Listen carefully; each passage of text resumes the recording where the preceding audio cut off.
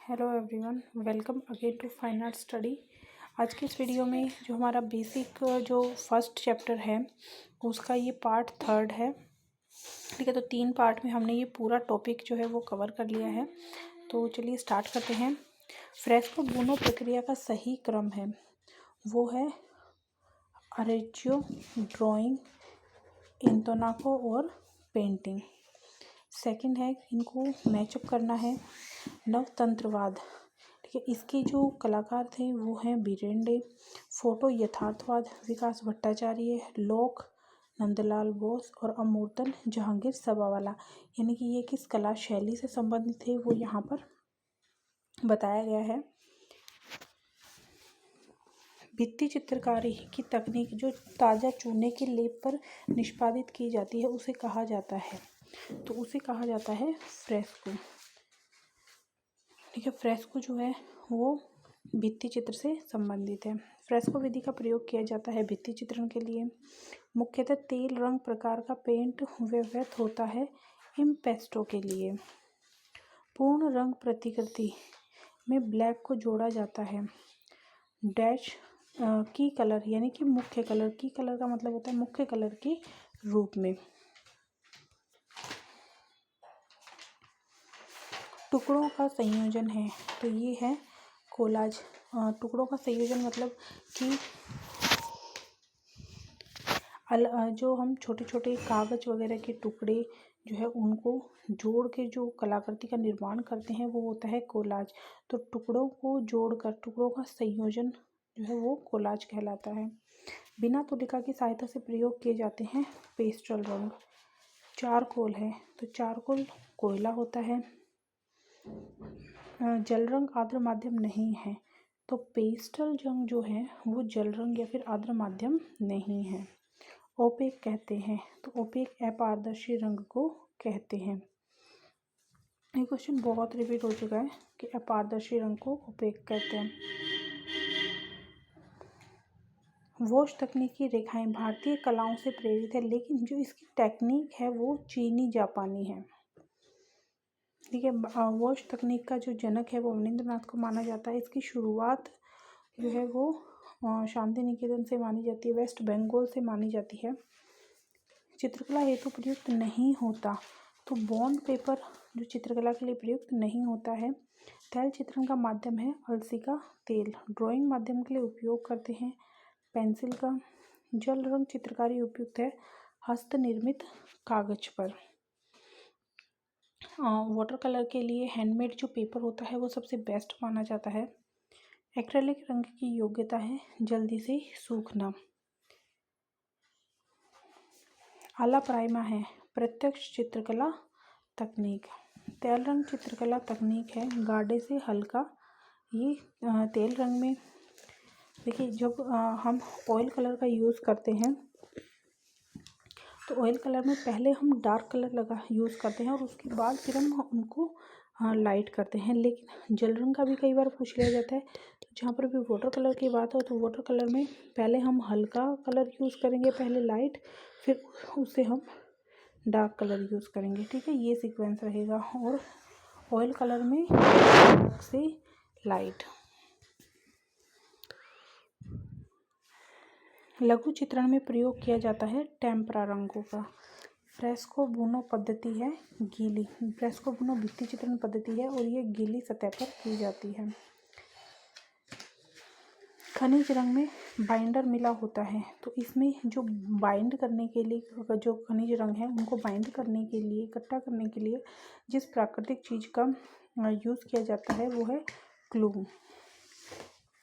आधुनिक lead pencil के आविष्कार करता है HL फेबर। स्क्रम्बलिंग कहते हैं, स्क्रम्बलिंग होता है वो मोटे रंग की पारदर्शी परत को बोला जाता है स्क्रम्बलिंग। PVA का प्रयोग होता है तो ये होता है पॉलिशिंग के लिए। सबसे सॉफ्ट लेड वाली पेंसिल है तो सबसे सॉफ्ट लेड होती है 9B। ग्वाश रंगों की प्रकृति होती है अपारदर्शी। सामान्य पेंसिल में प्रयुक्त होती है ग्रेफाइट। पेंसिल जो है वो ग्रेफाइट से ही बनाई जाती हैं। एक्रेलिक रंग माध्यम का प्रयोग होता है टेम्परा तकनीक में। संयोजन के संतुलन तत्व से जुड़ा होता है दृष्टिगत भार। जल रंग चित्रण में पोत का प्रभाव अच्छा उभरता है मोटे कागज पर।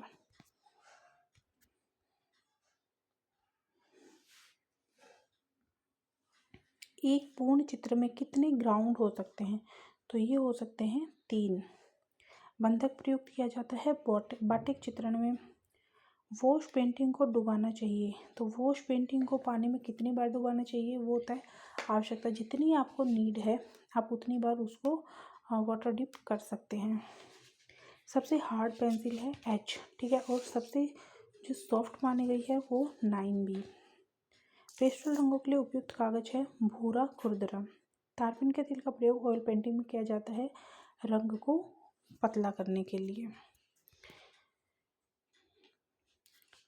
ऑयल कलर में हम पानी का यूज़ करते नहीं हैं, तो उसको फिर वो जो कलर हैं वो काफ़ी थिक होते हैं, तो उनको फिर पतला करने के लिए हम तारपीन के तेल का यूज़ करते हैं।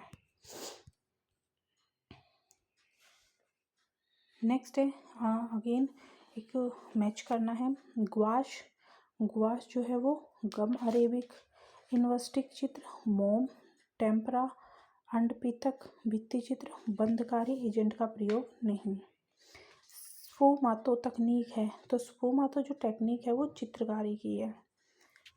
इंग्लैंड के जल चित्रण शैली का जनक प्राय कहा जाता है पॉल सैंडबॉय को। ग्रेफाइट शब्द की व्युत्पत्ति हुई है ग्रेफिटो से। हास्य की संरचना है Cu और Zn और H।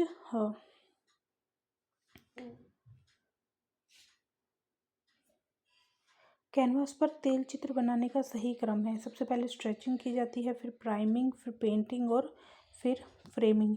इस टाइप का क्वेश्चन आई थिंक अभी उसमें चंडीगढ़ वाले में भी आया था, ठीक है। तो आपको प्रिंटिंग की टेक्निक्स या कोई भी जैसे लिथोग्राफी वगैरह है उनकी, मुद्रण की, कैनवास पर ऑयल चित्र की, तो इन सब की जो प्रोसेस है, प्रोसेस का जो स्टेप्स हैं वो आपको क्लियर होने चाहिए, ठीक है। तो कैनवास पर ऑयल कलर चित्र बनाने के लिए सबसे पहले स्ट्रेचिंग की जाती है, फिर प्राइमिंग, फिर पेंटिंग और फिर लास्ट में फ्रेमिंग।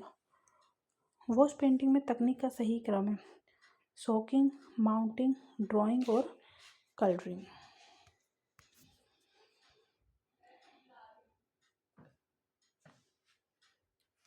नेक्स्ट है अगेन ये मैचअप करना है लिंसीड ऑयल चित्रकला में, रेजिन प्रिंट मेकिंग में, ग्रॉग सिरेमिक में और पतीना धातु मूर्ति शिल्प में।